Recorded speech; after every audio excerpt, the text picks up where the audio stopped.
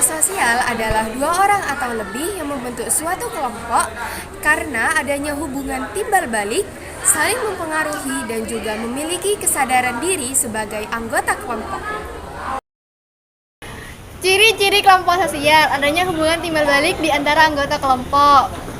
Kemudian yang kedua yaitu adanya kepentingan bersama sehingga menciptakan kedekatan antar anggota. Yang ketiga, terdapat kesadaran dan rasa saling memiliki. Yang keempat, berstruktur, berkaidah dan memiliki pola perilaku. Terima kasih. Fungsi kelompok sosial yaitu ada dua, bagi individu dan masyarakat. Fungsi kelompok sosial bagi individu yaitu sarana hubungan sosial, sarana pendidikan, dan sarana problem solving. Sedangkan bagi masyarakat yaitu pembentukan nilai dan norma masyarakat, pembentukan struktur sosial dalam masyarakat, dan pengawasan sosial dan tekanan sosial. Ada 5 manfaat kelompok sosial. Yang pertama, meningkatkan rasa percaya diri untuk berkarya. Yang kedua, menambah relasi atau jaringan. Dan yang ketiga, mengasah kemampuan dan komunikasi. Yang keempat, menyalurkan hobi atau melepaskan penat. Dan yang kelima, menambah portofolio karir. Faktor-faktor pembentukan sosial yaitu persepsi, motivasi, tujuan, interaksi, dan organisasi. Ragam kelompok sosial dalam masyarakat ada dua. Yang pertama, kelompok sosial teratur. Contohnya seperti kelompok sosial primer dan sekunder. Kelompok sosial primer atau primary group adalah kelompok sosial yang di dalamnya terjadi interaksi antar anggota sehingga mengenal dekat dan berhubungan erat dalam kehidupan. Kelompok primer memiliki kriteria sebagai berikut. Yang pertama, intensitas interaksinya tinggi. Yang kedua, sifat-sifat yang terjalin dalam anggota kelompok dilandasi atas hubungan sukarela, memiliki kesamaan tujuan, mengedepankan sikap kekeluargaan, serta penuh simpati dan inklusif.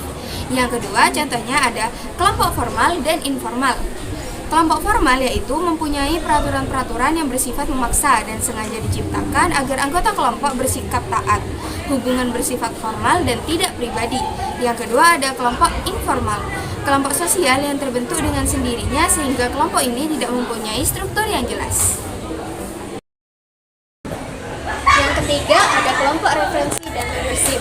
Kelompok referensi adalah sekelompok orang yang secara nyata memengaruhi perilaku seseorang, baik secara langsung maupun tidak langsung. Kelompok membership adalah kelompok yang secara fisik mempertemukan seseorang menjadi bagian dari anggota kelompok tersebut. Biasanya dalam membership diperlukan kartu sebagai bukti keanggotaan secara resmi. Yang keempat, ada kelompok in-group dan out-group. Pembentukan kelompok in-group dilandasi oleh faktor simpati atau kedekatan secara pribadi dengan anggota lainnya. Out-group ditandai dengan rasa antagonisme atau antipati terhadap kelompok lain. Adanya perasaan antipati terhadap kelompok lain dapat berubah menjadi etnosentrisme, yaitu sikap menilai unsur-unsur budaya lain dengan mengacu pada kebudayaan sendiri. Yang kelima yaitu kelompok okupasional dan volunteer. Kelompok okupasional adalah kelompok profesi di masyarakat.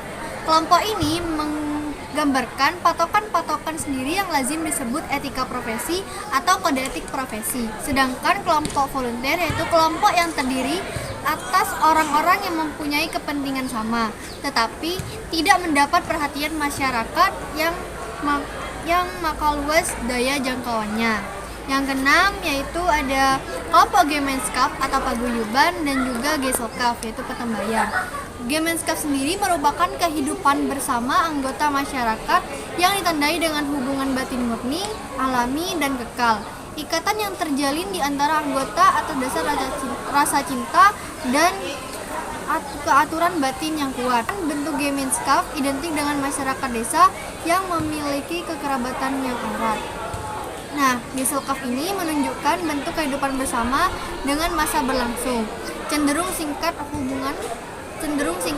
hubungan anggota kelompok yang bersifat public life, artinya hubungan yang terjalin terbuka untuk semua orang. Kelompok Gesellschaft identik dengan pola pikir terbuka dan hubungan antar anggota tidak akrab.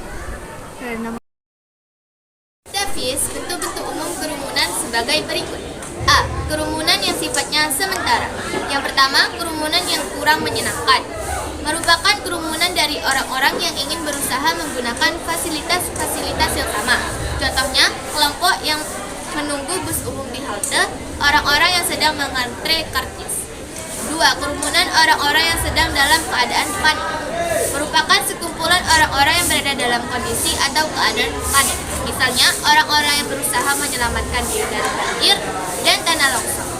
Yang ketiga, kerumunan penonton, merupakan kerumunan dari orang-orang yang ingin melihat suatu peristiwa tertentu. Contohnya, kerumunan yang ingin melihat pertandingan sepak bola. Yang B, kerumunan yang berartikulasi dengan struktur sosial. Yang pertama, khalayak atau penonton pendengar yang formal. Kerumunan yang memiliki pusat perhatian yang sama dan memiliki tujuan yang sama, namun sifat-sifatnya pasif. Misalnya para pendengar khotbah, para penonton pertandingan sepak bola, dan sebagainya. Yang kedua, kelompok ekspresif yang telah direncanakan, merupakan kerumunan yang tidak mementingkan pusat perhatian, tetapi memiliki persamaan tujuan yang tersimpul dalam aktivitasnya. Contohnya, orang-orang yang ada pada pesta perjamuan, kerumunan dansa. C. Kerumunan yang berlawanan dengan norma-norma hukum. Yang pertama, kerumunan yang bertindak emosional, yaitu kerumunan yang bertindak secara emosional. Misal, kerumunan perampok, kerumunan pemberontak. Yang kedua, kerumunan yang bersifat immoral. Kerumunan yang tindakannya bertentangan dengan norma-norma yang berlaku di masyarakat. Misalnya, kerumunan orang yang merusak fasilitas umum.